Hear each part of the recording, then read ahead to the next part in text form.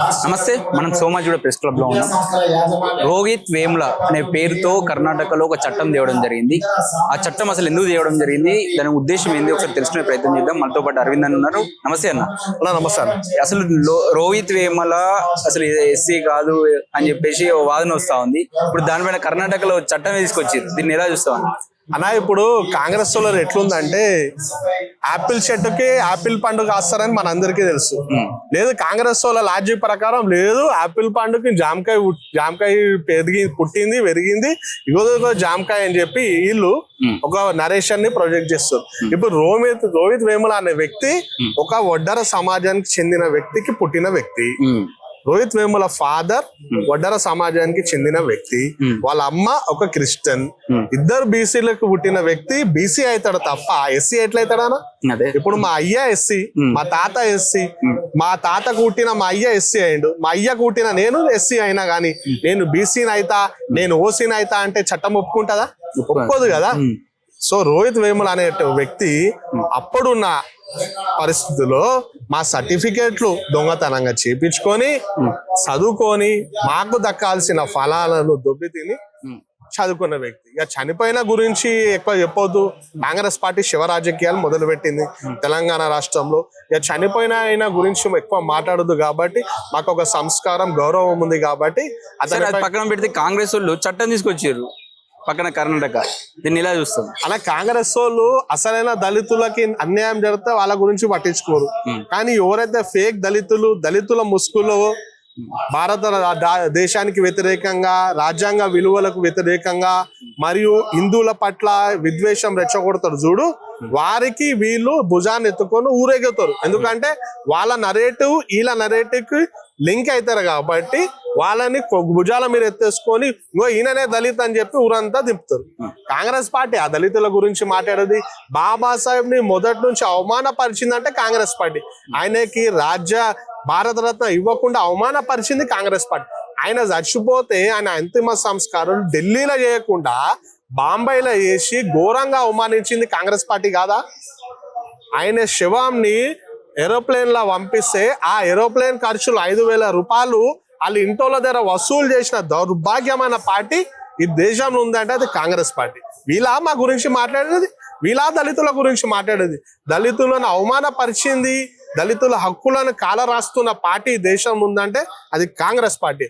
ఇప్పుడు వీళ్ళు తెలంగాణలో అధికారంలో రాకముందు మొన్న దళిత్ డిక్లరేషన్ చేసారు, దాన్ని అమలుపరచలే.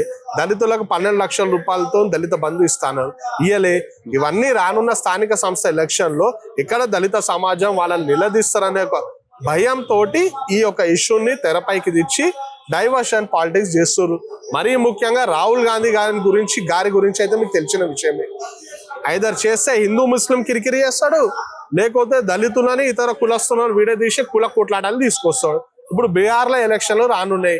అక్కడ ఎస్సీ ఎస్టీ ఓట్ బ్యాంక్ మరియు బీసీల ఓట్ బ్యాంక్ అటెన్షన్ గ్రాప్ చేయడానికి ఈ యొక్క ఎస్సీ కార్డు వాడి అక్కడ కుల రాజకీయాలు చేయాలన్న కుట్ర కర్ణాటకలో తేవడానికి కారణం ఏంటంటారు? నీకు ఏమంటున్నా, ఇప్పుడు కర్ణాటకలో తెచ్చారు, ఆ కర్ణాటక పిక్చర్ చూపించి ఊరంతా తిరుగుతాడు ఇప్పుడు రాహుల్ గాంధీ. నువ్వు చూడు, మేము అధికారం ఉన్నాం కదా, ఆడ ఉన్న ఎస్సీలకి మేము ఇట్లా చేసినాం కదా అని చెప్పి అక్కడ ఉన్న ఎస్సీలకు తెలుసు చెప్తాడు. కానీ అక్కడ ఉన్న ఎస్సీలకు తెలియరు కదా కర్ణాటకలో ఎస్సీలపై ఎన్ని అన్యాయాలు జరుగుతున్నాయని. ఇప్పుడు ఈ చట్టాన్ని చూపించి కింద మాత్రం ముస్లింలకు రిజర్వేషన్లు పెంచి, ఇప్పుడు కర్ణాటకలో కాంట్రాక్ట్ల రిజర్వేషన్లు పెంచిర్రు, ఉద్యోగాల రిజర్వేషన్లు పెంచిర్రు, మరియు దాన్ని ఏమంటారు లోన్లు ఇచ్చే దగ్గర ముస్లింలకు రిజర్వేషన్లు, పరమైన రిజర్వేషన్లు పెంచి ఇలా అయ్యా జాగిరా రాజ్యాంగం ఏమన్నా? తుర్కోల కోసం ఇష్టం ఉన్నట్టు మీరు రిజర్వేషన్లు పెంచి మా ఎస్సీ బీసీల కడుపు కొట్టాలని చూస్తున్నారు వీళ్ళు.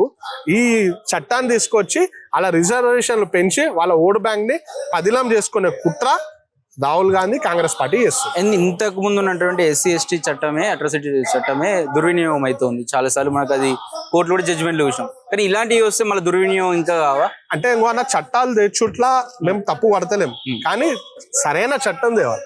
బాబాసాహెబ్ ఇచ్చిన రాజ్యాంగాన్ని కరెక్ట్ ఫాలో అయ్యి తీసుకొస్తే మేము స్వాగతిస్తాం. ఇప్పుడు అసలైన దళిత బిడ్డలు ఎవరైతే ఈ సమాజంలో విపక్ష ఎదురు చనిపోయారో వాళ్ళ పేరు మీద మీరు తీసుకోవాలంటే తప్పు పట్టం. ఇప్పుడు ఫర్ ఎగ్జాంపుల్ వికారాబాద్ లా మాల జాతికి చెందిన నాగరాజుని అతి కిరాతకంగా చంపారు. అతను ఒక విద్యార్థి, మంచి చదువుకున్న వ్యక్తి, భవిష్యత్తున్న వ్యక్తి, విద్యార్థిని జీవితాన్ని నాశనం చేశారు ముస్లిం మతోన్మాదులు, పిఎఫ్ఐ. ఆయన పేరు మీద తీసుకురా చట్టం.